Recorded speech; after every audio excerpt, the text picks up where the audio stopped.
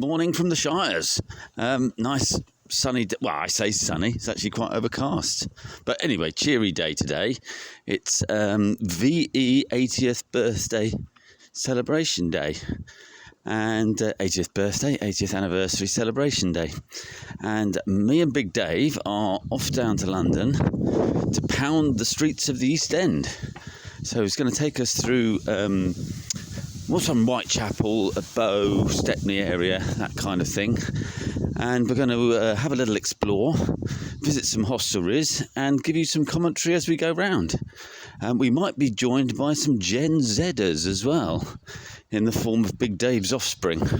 So they might add a little bit of, something useful, I suppose, to the agenda as opposed to us old codgers. But anyway, some photos will ensue, and we hope to have a good day. Speak to you soon. Bye bye.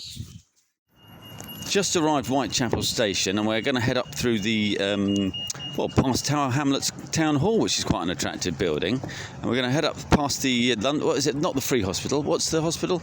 Never mind. The big hospital, the Royal Hospital. Royal Free Hospital. Royal Free, yeah. Ah, got it. And we're going to seek out the Carpenters, which we have been to before, which is famous for being donated by the Cray twins to their mother Violet, and purports to have the bar made out of coffin lids. Well, we did check that out briefly the last visit, but we've got to make a thorough examination of it this time. And I believe we're meeting your daughter there, Big Dave, is that right? And son, yeah. So. Oh, daughter and son, right. There you go, I think. A trio of big people. Like that famous band. Right, okay, speak to you soon. Just wandering up through Whitechapel, we noticed a few little architectural curiosities, including the sign of the LCC, which we think is the London City Council or London County Council, not sure which, and some sort of interwar, I'd say, apartment blocks with quite social housing, yeah, but really not unattractive at all, and some with some nice Art Deco, what do you call them, window basket mini balconies, really, yeah. And very pleasant actually, and a credit to the people that put them up, I'd say. Okay, take care. Just past the building called the Bath House and Repton Boxing Club. Now, interestingly, they have two entrances, women's and men's, which is pretty much as it should be, I think.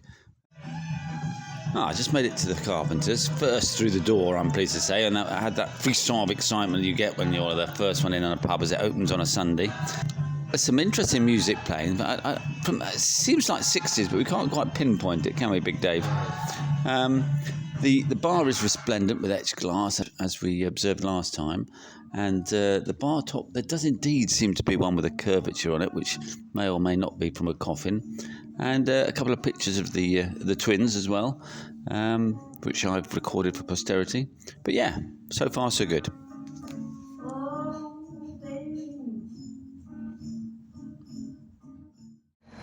Just completed the walk of 3 Colts Lane on our way from the Carpenter's Arms to the Camel, and we passed the 3 Colts Tavern, which looks nothing like a tavern.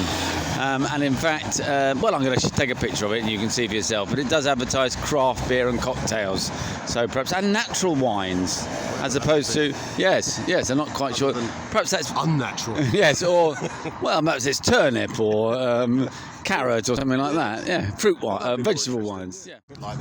Just walked through Bethnal Green Gardens, which is delightful, past the exquisite brick-built library, and then past Swinburne House, which is some interwar flats. Foundation stone laid by the Mayor, Councillor J.J. Vaughan in 1922.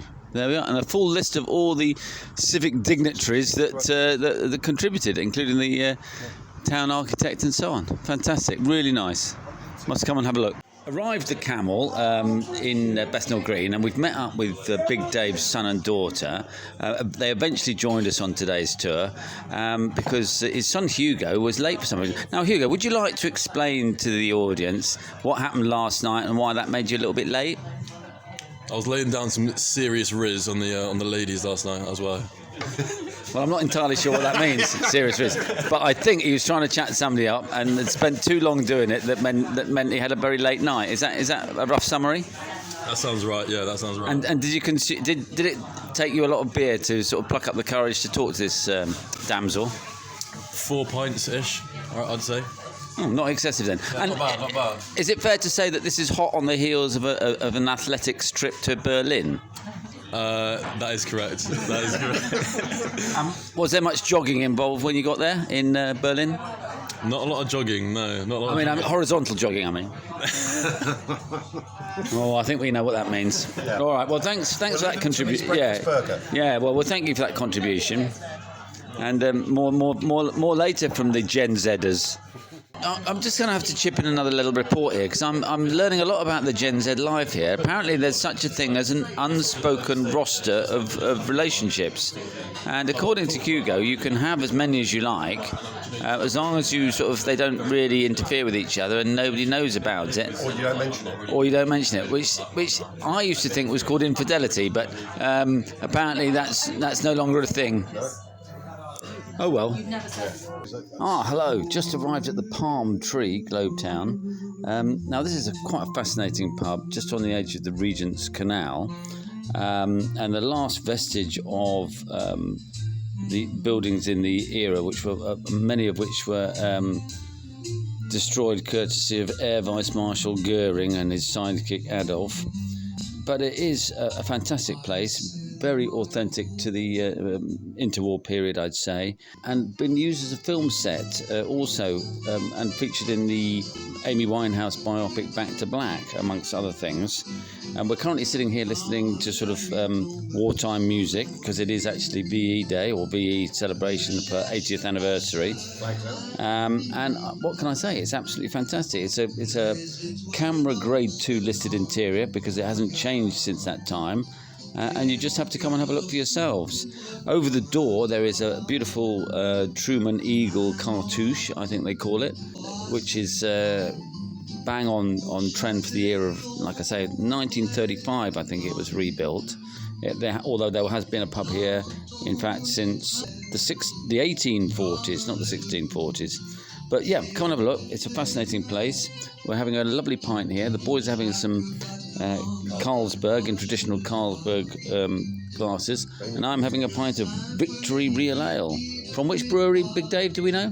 Oh, it didn't say. I think. Well, we'll go and have a quick look.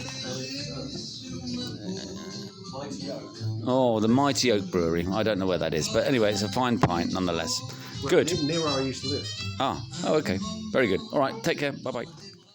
Just approaching the Wentworth Arms now, which is a Wells & Co. house, apparently. But actually, it's still got the old Charles Wells branding. So that's quite nice in a way. But it was previously a charity house, and we've got some old pictures of that. Let's go and see what it's like. It's on Wentworth Mews, and just off the Mile End Road, I think. Or might be. And so we're going to have a little look and see if it's actually nicer than we hope. Well, we're in the Wentworth Arms now, and I have to say it doesn't show any of the normal design cues of the Wells & Co. abominations we've been to recently. So no pizza oven. In fact, not even any Brew Point beer. Just standard keg beer from Carlsberg and wherever. And I think that's a reflection of the customers they have in here. Oh, and new friend Martin's just walked through the door. So that's an intriguing proposition. Well, I'm going to bring off now while we welcome new friend Martin. Welcome.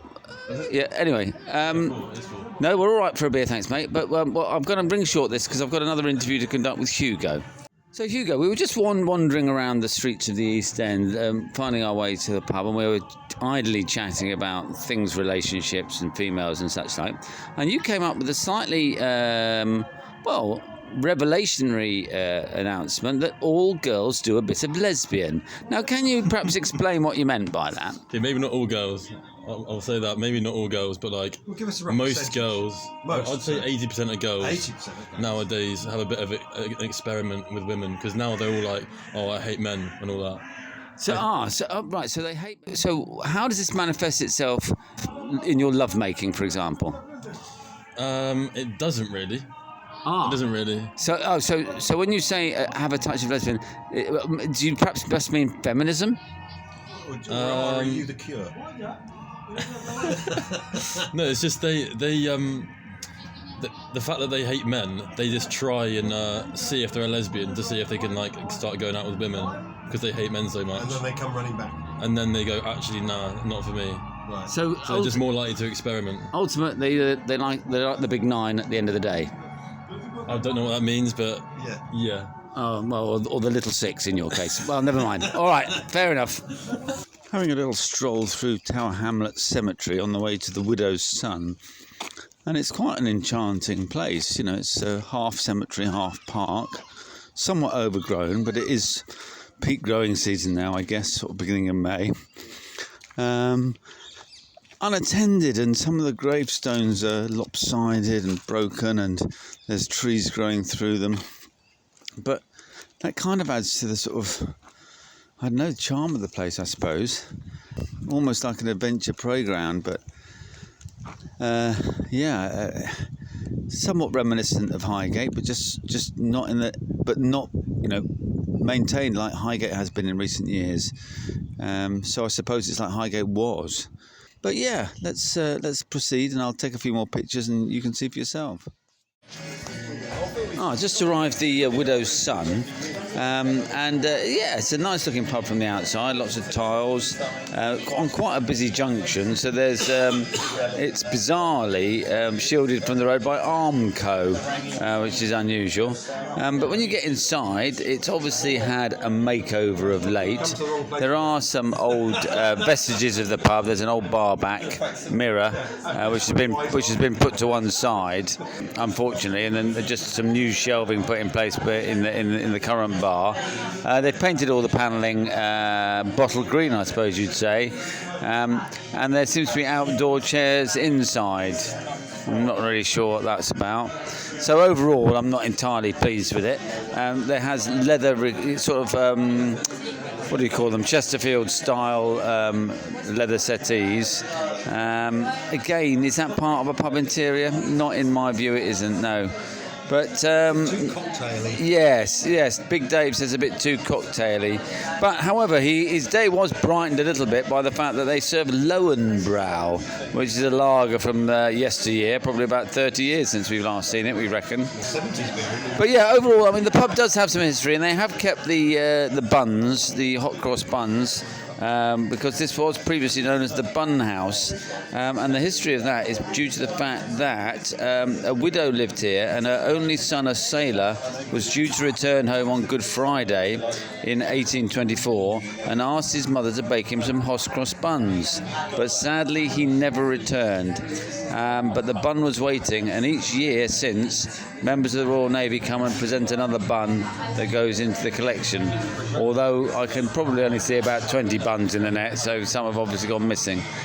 But I don't know, won't come back really. I've got a nice pint of Camden Stout, that's not too bad, although it has been served in a comedy glass, so I will take a picture of that.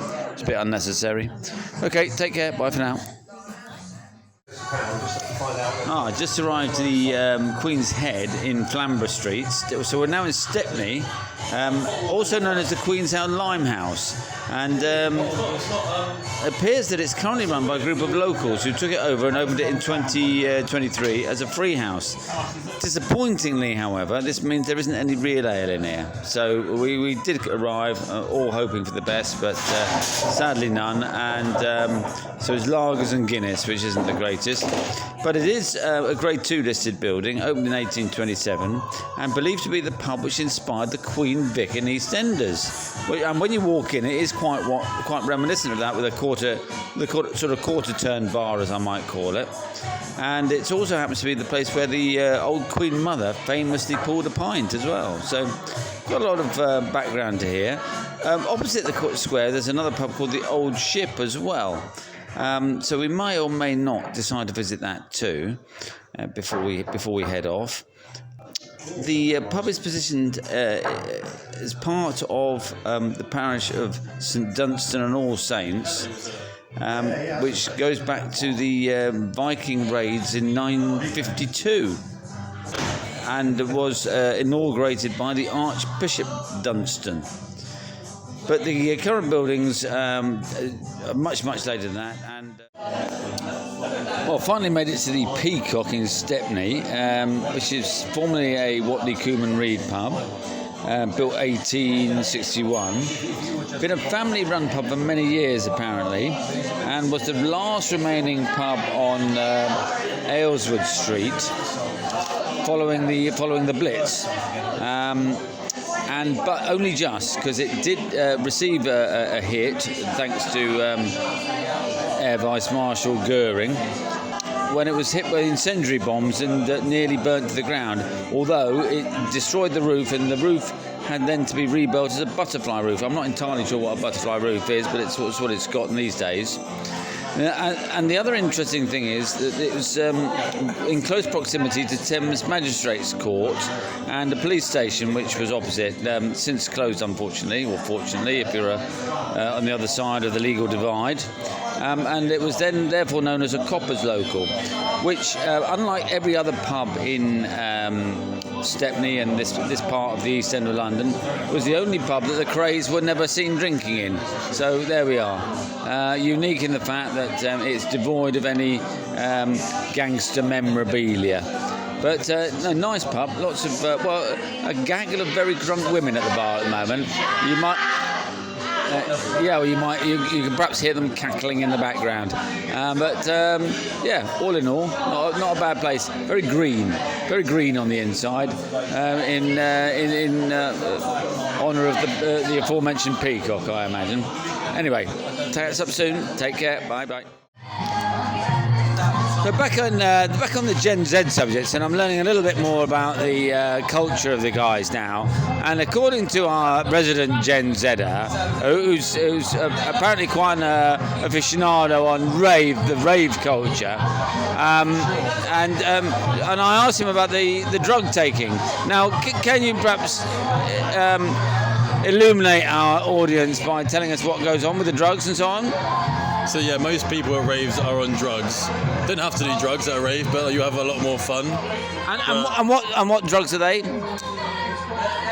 MDMA, coke, cat, TCB. What TCB? Well, I don't know. TCB is like Mandy. Is that like a French car or? No. Oh, okay. I beg your pardon. So and then I said to you, I did pose the question, as somebody that's sort of like not quite in the Gen Z generation, would I be able to pull at a rave? And if I did, what would happen? There'll be other fellow old ravers there that you could probably pull. What do you mean old?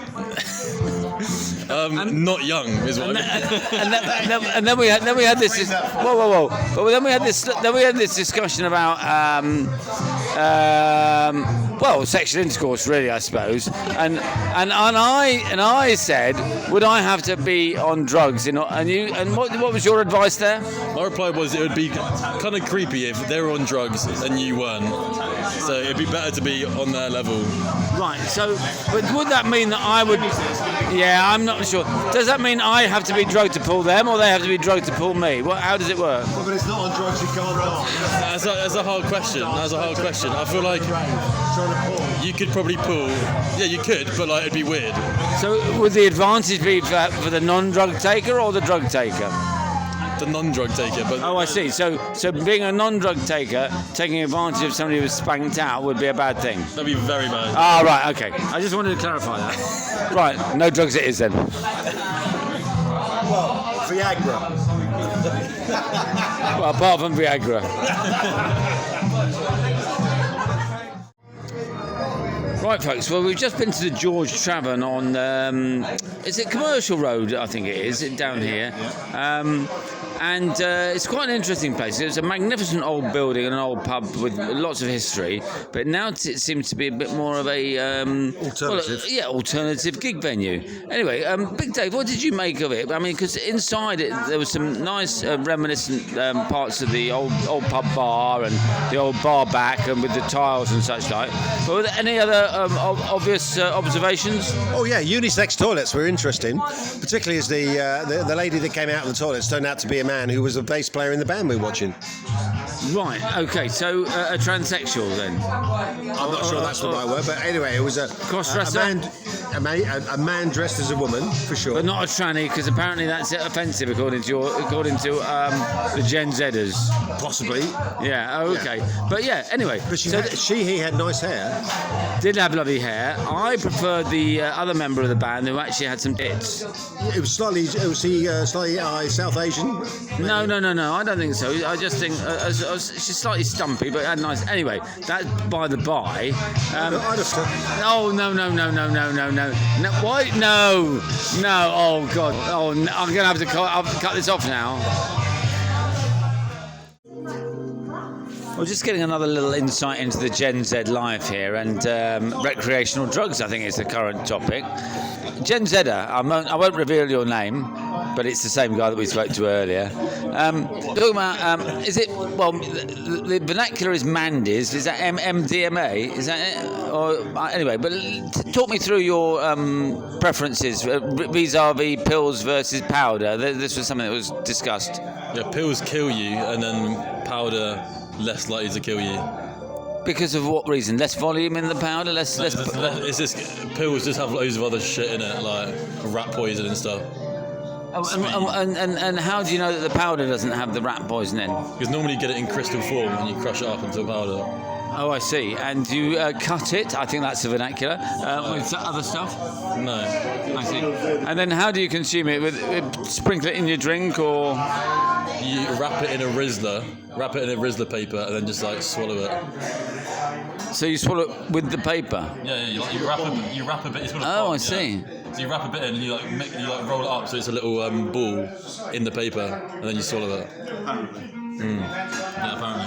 Well. I'm educated and amazed, actually, that the son of a friend of mine should go to these extremes. And then what's the benefits and the effects of this illegal drug taking?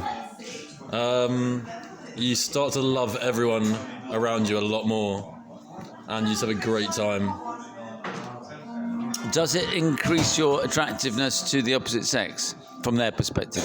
No, absolutely. I won't bother then. Yeah, in your own mind. So it's like beer then? Well, yeah. Sounds like an extreme form of beer. Well, that's all very interesting. I don't think I'm going to bother. But anyway, thanks for the contribution.